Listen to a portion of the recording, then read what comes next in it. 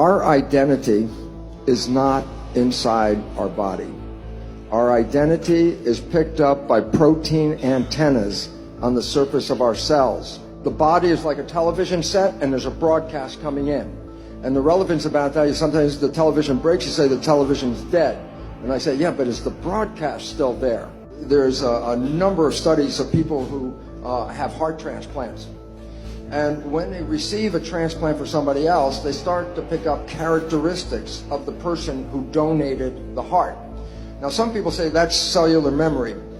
As a cellular biologist, I think you're giving great credit of memory to a cell. A cell is lucky to remember if it's a liver cell or a skin cell, not if it likes chicken McNuggets and beer. But the story, I just want to emphasize that a young girl received a heart from another young girl. And once the heart was implanted, just shortly after, she had very vivid nightmares of being murdered. And they repeated themselves every night. And so finally, the doctor said, well, where did this heart come from? And it was from another girl who was murdered.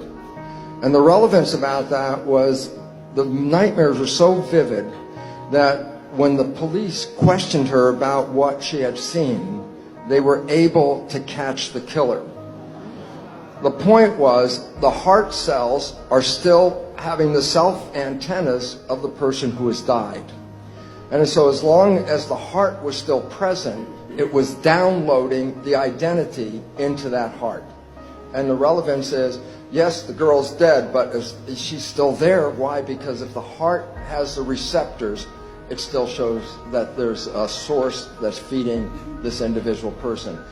Between all this particular data, it is profoundly important to understand the nature of some quantum physics, energy fields, and identity, and that we are not in this body. We are being broadcast to this body. As a scientist, and not spiritual for 40 some years, and then in 1 minute after understanding the nature of the membrane, it's like 2 + 2 is 4. I'm not in here. It was oh my God, I'm not here. And that concept of being outside, then being immortal, was interesting. But then I wanted to add this part because I thought this was the exciting part about my connection with my spirit and my body.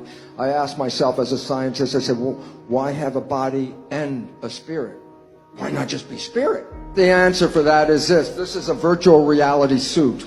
You jump into this suit, you drive it around, the experiences of this suit are sent back to source. That's where we start to recognize your brain activity is not contained in your head. You can use magnetoencephalograph probes outside of your head, and you can read your brain activity. So you're broadcasting back to the field.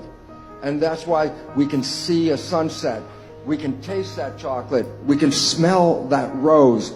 We came here to experience life and to create. And then all of a sudden I said, oh, the whole story might be the biggest cosmic joke in the world, and that is this. We have been told that when we die, if we did a good job on planet Earth, we can go to heaven. I would like to suggest something.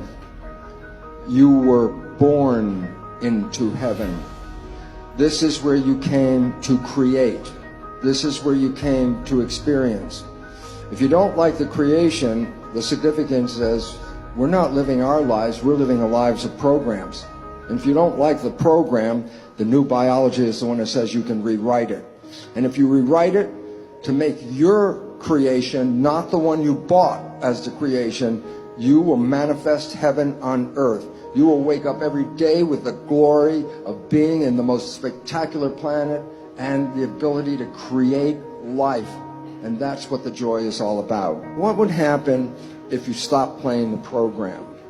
And the answer is so wonderful because all of you have taken that red pill at some point. And that was when you fell deeply in love with somebody. And I said, what was happening when you fell deeply in love? And I say, for the first time in your life, you stopped thinking because everything you wanted is now right in front of your face. And when you stop thinking and you become what is called mindful, then you are in absolute control. I say, look, your life could suck every day until you met this person, and then heaven. In 24 hours later, you can experience heaven. And what was the difference? you stopped thinking and started being present. And so it becomes important, if you want to transform, then you stay present and you repeat what you like, and repetition is what will reprogram your subconscious. So as long as you stop the old talk, put in what you want, and repeat what you want, you have an opportunity to rewrite any program in your life.